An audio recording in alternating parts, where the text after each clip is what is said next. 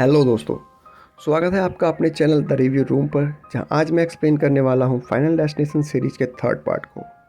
ये मूवी 2006 में आई थी, यानी सेकंड पार्ट के 3 साल बाद। इसे लिखा और डायरेक्ट किया था फिल्म के ओरिजिनल डायरेक्टर जेम्स वॉन्ग ने। और लास्ट में मैं बताऊंगा आपको मूवी से रिलेटेड कुछ इंटरेस्टिंग फैक्ट।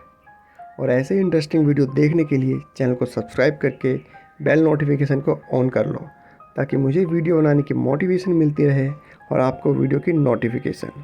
फाइनल डेस्टिनेशन एक ऐसी सीरीज बनी जिसने लोगों के मन में दहशत भर दी थी, और लोग छोटे मोटे काम करते हुए भी सावधानी बरतते थे, क्योंकि इसमें डेथ कहीं से भी लोगों को ले जाती थी।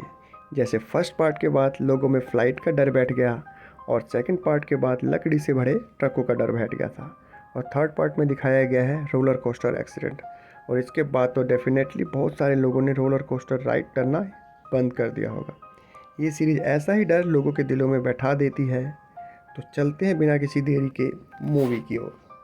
मूवी स्टार्ट होती है एक अम्यूज़मेंट पार्क में, और हम देखते हैं हाई स्कूल स्टूडेंट वेंडी को, जो अपने बॉयफ्रेंड जेसन, अपनी बेस्ट फ्रेंड कैरी और उसके बॉयफ्रेंड केविन के साथ वहां आई थी।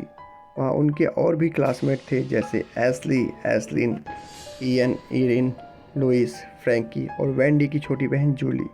वेंडी अपने फ्रेंड की पिक्चर ले रही थी, तभी वो देखती है कि उसके फ़ोटो लेते टाइम हाई डाइव लाइट में से वी लेटर बंद हो जाता है, और वो बन जाता है हाई डाइव। लेकिन वो इसे इग्नोर करती है और अपने फोटोग्राफी को कंटिन्यू करती है। एंडी अपनी आने वाली ईयर बुक के लिए सभी क्लासमेट्स की फ़ोटो ले रही थी। इसके बाद वो जाते हैं रोलर कोस्टर पर, जिसका नाम था डेविल फ्लाइट। उसके एंट्रेंस पर एक बड़ा डेविल लगा हुआ था।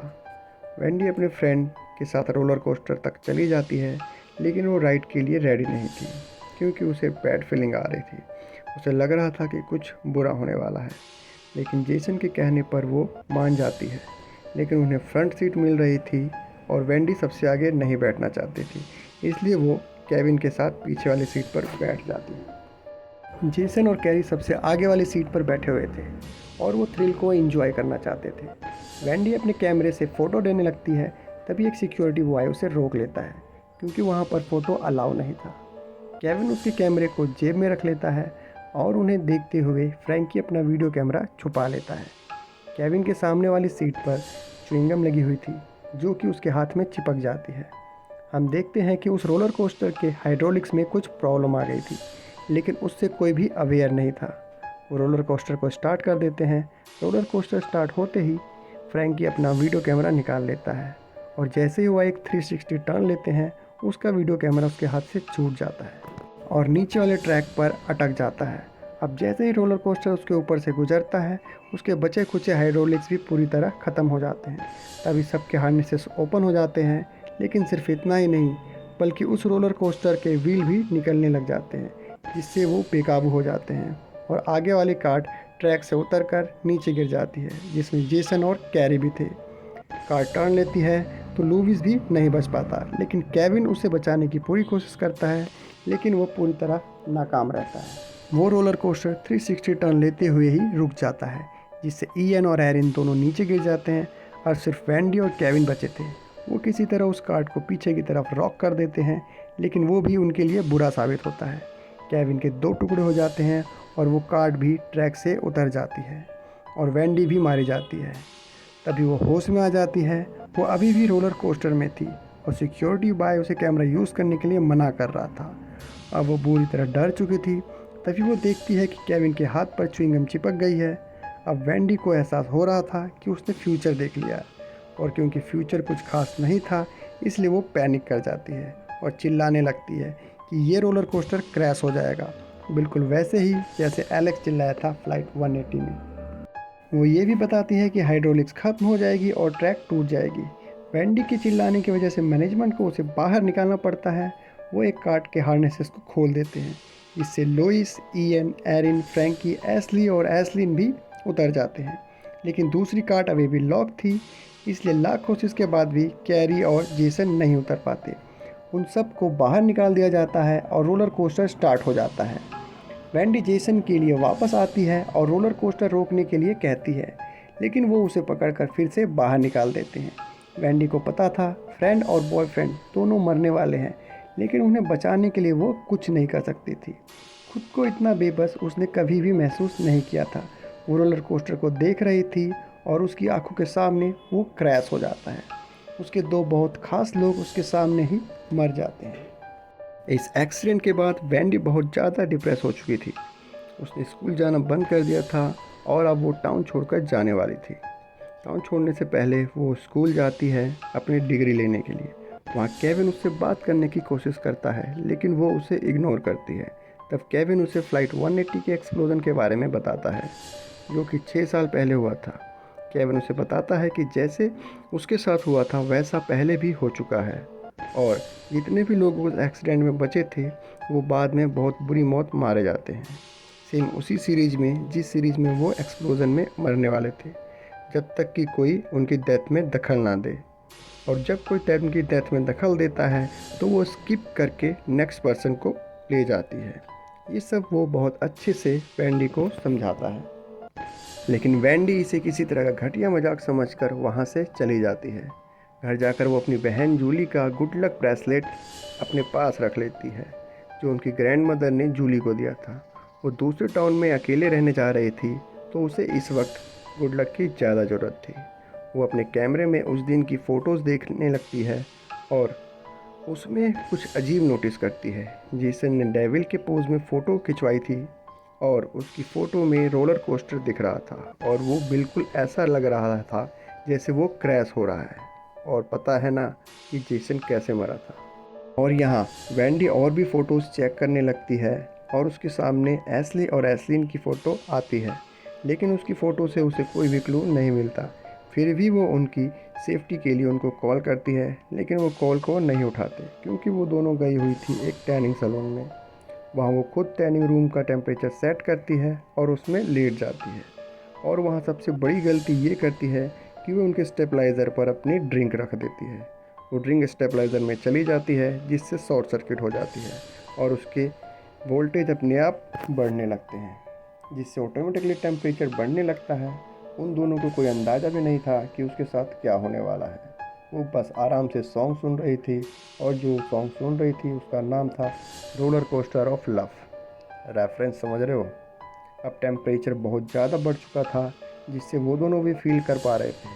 वो बाहर निकलने लगती हैं, तभी एक वुडन प्लैंक जिसका ऊपर म्यूज़िक सीडी रखी हुई थी वो उस पर गिर जाता है और दोनों के बेड्स के बीच में फंस जाता है, जिससे वो बेड से निकल नहीं पाती। अब वो चाह कर भी बाहर नहीं निकल सकती थी, उनकी स्किन जल रही थी और बेड के अंदर के ग्लासेस भी टूट जाते हैं। और जब टेम्परेचर हद से ज़्यादा बढ़ जाता है तो बेड्स के अंदर आग लग जाती है और वो दोनों जिंदा ही जल जाते हैं। इस मूवी से फाइनल डेस्टिनेशन सीरीज में अलग ही लेवल की ब्रुटैलिटी देखने को मिलती है, और ये सीन इस बात को प्रूव करती है।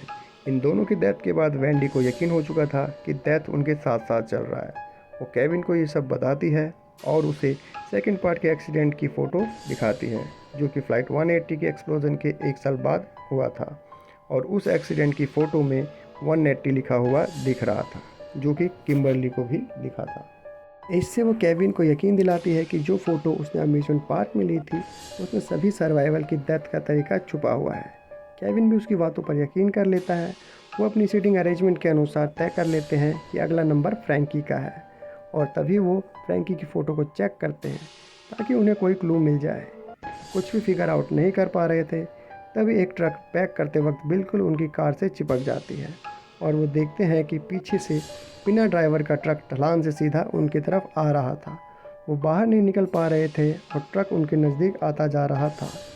तभी केविन विंडशील्ड का ग्लास तोड़ देता है और वो दोनों बिल्कुल सही समय पर वहाँ से बाहर निकल जाते हैं, लेकिन उनके आगे वाला आदमी मारा जाता है, और वो आदमी था फ्रैंकी। उसके सर में एक मोटर का फ़ैन घुस गया था। वो दोनों सोच रहे थे कि उसकी फ़ोटो में ऐसा कोई क्लू था ही नहीं। तभी उनके सामने एक दूसरी फ़ोटो आती है, इसमें फ्रैंकी था और उसमें हमें उसकी डेथ क्लियर नज़र आ रही थी, और जिस ट्रक ने उन्हें ब्लॉक किया था उसे हमने फाइनल डेस्टिनेशन 2 में हाईवे पर देखा था। अब अगली बारी थी लुइस की। वो उसकी फ़ोटो निकाल लेते हैं। उसमें कई सारी चीज़ें थी, लेकिन एग्जैक्ट नहीं पता चल पा रहा था कि वो कैसे मरेगा, इसलिए वो सीधा उसी के पास जाकर ये सब बता देते हैं। अब लुइस ऐसा इंसान नहीं था जो इन सब बातों पर यकीन करे। उसे ये सब बातें बकवास लग रही थी, लेकिन वेंडी को फ़ोटो के सभी सिग्नल्स वहाँ पर दिख रहे थे। वो उसे बहुत समझाते हैं, लेकिन वो कुछ भी सुनने को तैयार ही नहीं था। तभी वो दोनों तलवारें नीचे आ जाती है, लेकिन लुइस को कुछ नहीं होता। वो इसे अपने ही तरीके से सेलिब्रेट करता है और मारा जाता है। और अगली बारी थी इयन और एरिन की। वो दोनों एक स्टोर में काम करते थे और वेंडी और केविन उनसे मिलने वहीं चले जाते हैं, लेकिन उनको फोटो से कुछ भी पता नहीं चल पा रहा था कि वो कैसे मरेंगे।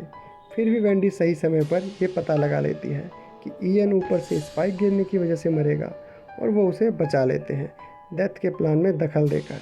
इयन को तो बचा लिया था, लेकिन इसका अंजाम क्या होता है ये आपको पता ही है। एरिन एक नेल गन से मारी जाती है। यहाँ वो फ़ोटो सेंस बनाती है। इयन के ऊपर स्पाइक थे जिस पर किल लिखा हुआ था।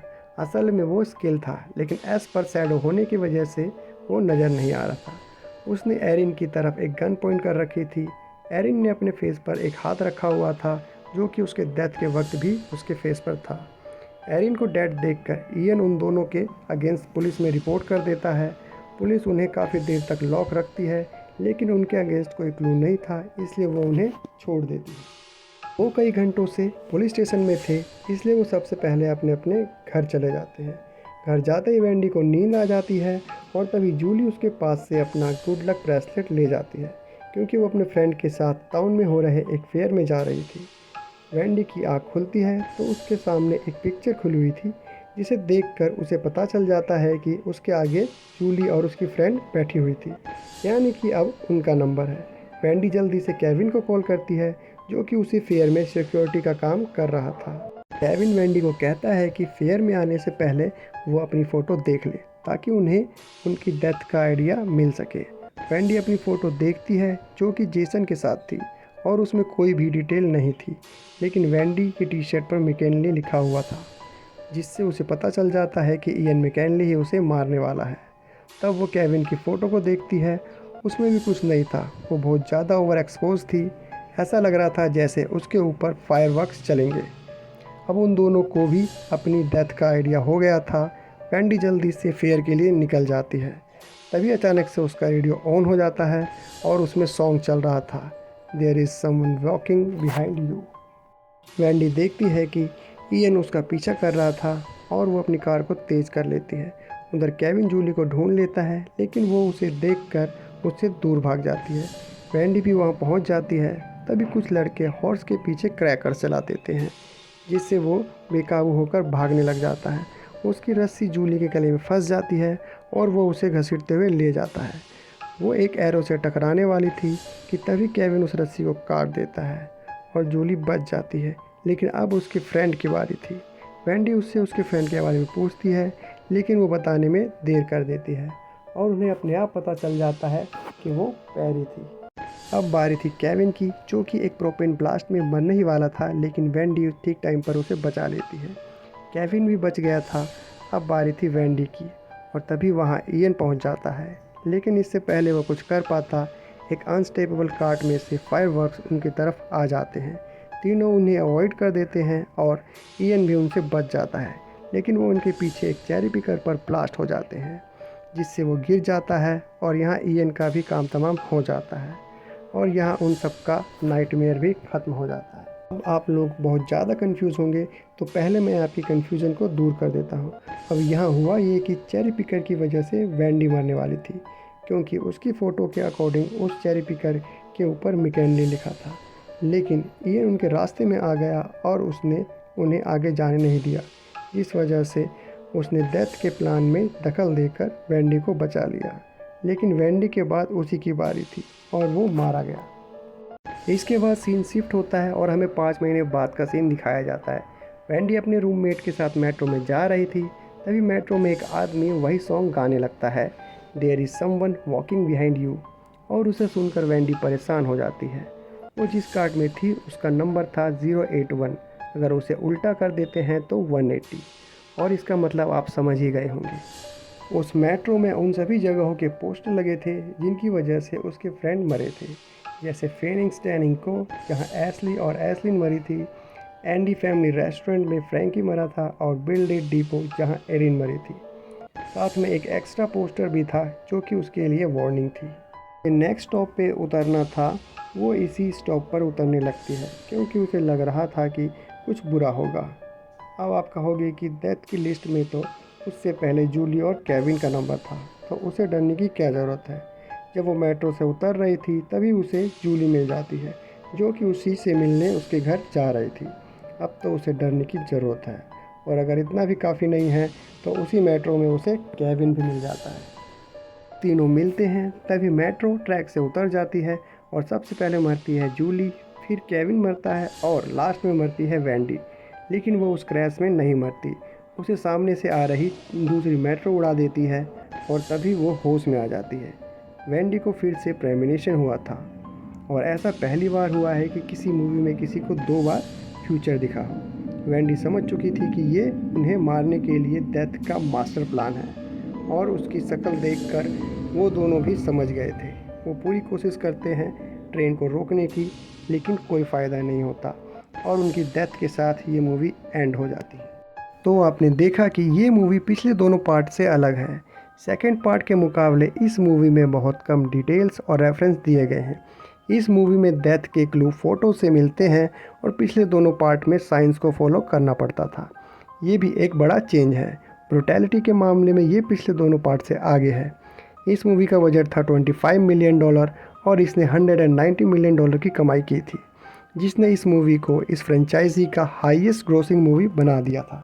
तो इस मूवी को भी मिक्स रिव्यू मिले थे। कुछ लोगों को ये मूवी अच्छी लगी और कुछ लोगों को इसमें कुछ नया नहीं लगा, जबकि न्यू बनाने के चक्कर में स्टूडियो ने इसे एक स्टैंड अलोन मूवी बना दिया और इसे भी बेस्ट हॉरर के लिए नॉमिनेट किया गया था। और इस मूवी में एक नई साइड रखी गई। अगर पिछली 2 फिल्म के लॉजिक से आप सहमत नहीं हैं, यानी कि डेथ एक पर्सन या एंटिटी है, तो इसमें हमें बताया गया है कि डेथ अगर एक पर्सन नहीं है तो वो एक फोर्स और एनर्जी है जो वर्क करती है। ये इसलिए किया गया ताकि जिन्होंने पहले कॉन्सेप्ट पर विश्वास नहीं था वो इस कॉन्सेप्ट पर विश्वास कर सकते हैं, क्योंकि मूवी एंजॉय करने के लिए आपको कुछ न कुछ पकड़ कर ही चलना पड़ेगा। तो अब बात करते हैं मूवी से रिलेटेड कुछ इंटरेस्टिंग फैक्ट के बारे में। उस एक्सीडेंट सीन के लिए कास्ट मेंबर को एक ही रात में 26 बार राइट करने पड़े थे। जो स्टोर वाला सीन था वो एक असली स्टोर में शूट किया गया था, लेकिन फिल्मिंग एक शर्त पे अलाउ की गई थी कि स्टोर जैसा है वैसा ही मिलना चाहिए। इस मूवी की एंडिंग को रीशूट किया गया था क्योंकि प्रीव्यू में इसे अच्छा रिव्यू नहीं मिला था। और इस मूवी में टोटल डेथ काउंट 10 है, और ये पहली ऐसी मूवी है जिसमें सारे मेन कैरेक्टर मारे जाते हैं। अगर आपको वीडियो और मेरा एफर्ट पसंद आया तो वीडियो पर एक लाइक और एक कमेंट ज़रूर करना, और ऐसे इंटरेस्टिंग वीडियो देखने के लिए चैनल को सब्सक्राइब कर लो और बेल आइकन को ऑल पर सेट कर लो, ताकि वीडियो डालते ही नोटिफिकेशन सबसे पहले आपके पास आए। तो मिलते हैं नेक्स्ट वीडियो में।